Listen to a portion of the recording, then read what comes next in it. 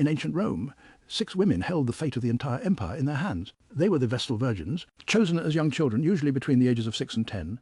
They were stripped of their family ties and elevated to extraordinary power.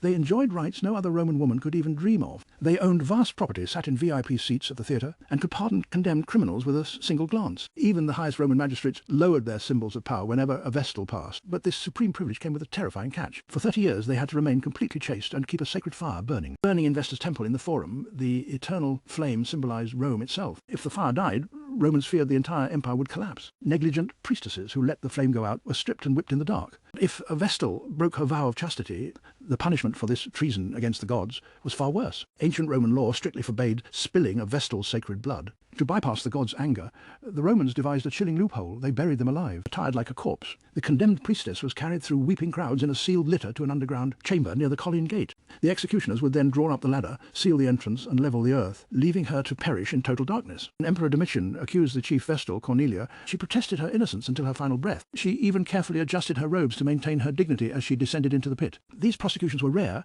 and historians suspect some were driven by panic or politics, especially during times of war, plague, or social unrest. The Vestals were meant to be the eternal protectors of Rome, but when the gods demanded a scapegoat, Rome was ready to bury its own protectors.